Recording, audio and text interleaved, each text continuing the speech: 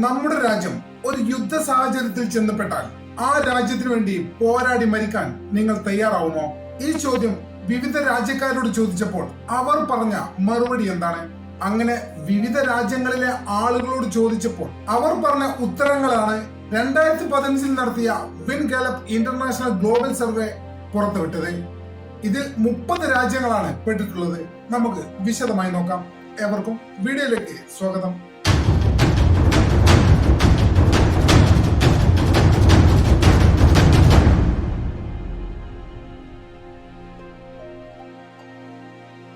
ജപ്പാനിൽ 11% പേർ മാത്രമാണ് സ്വന്തം രാജ്യത്തിനു വേണ്ടി യുദ്ധം ചെയ്ത് മരിക്കാൻ തയ്യാറായിട്ടുള്ളത്.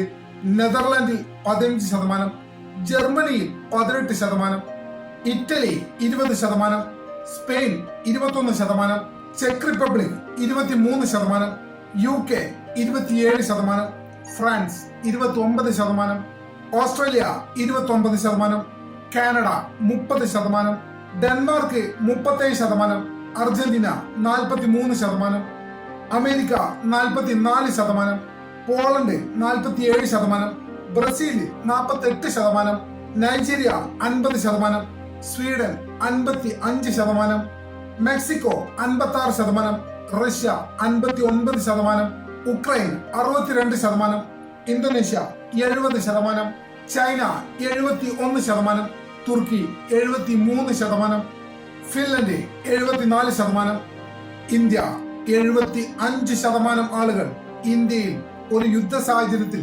രാജ്യത്തിനു വേണ്ടി ജീവൻ ത്യജിക്കാൻ പോലും തയ്യാറാണ്. അഫ്ഗാനിസ്ഥാൻ 76%, ബംഗ്ലാദേശ് 86%, വിയറ്റ്നാം 87%, പാകിസ്ഥാൻ 89%. ഏറ്റവും കൂടുതൽ രാജ്യത്തിനു വേണ്ടി പോരാടി മരിക്കാൻ തയ്യാറുള്ള പൗരന്മാരുള്ള രാജ്യം പാകിസ്ഥാനാണ്. ഒട്ടും മോശമല്ല, 5ാം സ്ഥാനത്ത് നമ്മുടെ ഇന്ത്യയുമുണ്ട്. ഈ ഫലം തീർച്ചയായിട്ടും നമ്മെ അതിശയിപ്പിക്കുന്ന ഒരു കാര്യം തന്നെയാണ്. പട്ടികയുടെ ഏറ്റവും മുകളിലുള്ളത് ഏഷ്യൻ രാജ്യങ്ങളാണ് എന്നുള്ളൊരു പ്രത്യേകതയും ഇതിനുണ്ട്. ഈ സർവേ പ്രകാരം ഏഷ്യൻ രാജ്യങ്ങളിലെ പൗരന്മാർ സ്വന്തം രാജ്യത്തിന്റെ വിശ്വാസ്യതയിലും ത്യാഗസന്നദ്ധതയിലും ഏറെ മുന്നിലാണ്. അതിന്റെ മികച്ച ഉദാഹരണങ്ങൾ തന്നെയാണ് 89% പാകിസ്ഥാനും, 87% വിയറ്റ്നാമും, 86% ബംഗ്ലാദേശും, 76% അഫ്ഗാനിസ്ഥാനും, 75% ഇന്ത്യയും. ഇത് തെളിവാക്കുന്ന മറ്റൊരു കാര്യം കൂടിയുണ്ട്.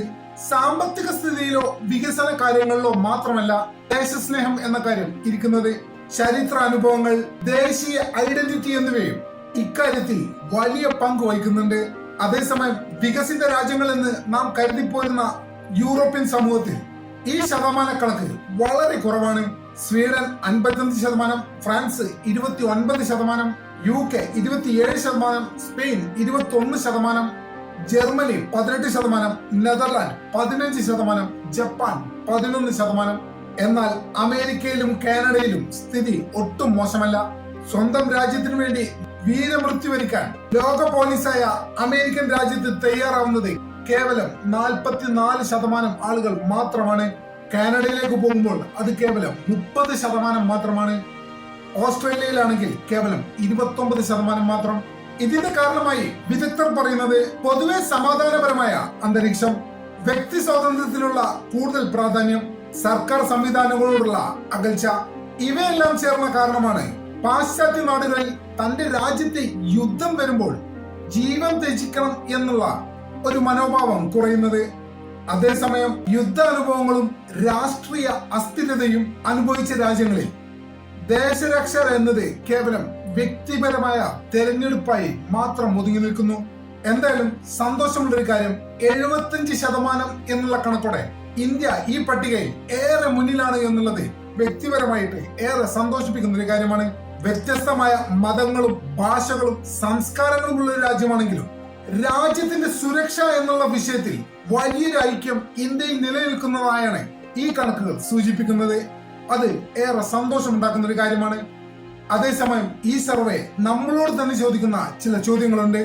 ദേശസ്നേഹം എന്നത് വെറും വാക്കുകളിൽ മാത്രം ഒതുക്കേണ്ട ഒന്നാണോ, അതോ ആവശ്യം വന്നാൽ പ്രവർത്തിക്കേണ്ട ഒന്ന് തന്നെയാണോ? എന്താണ് നിങ്ങളുടെ അഭിപ്രായം?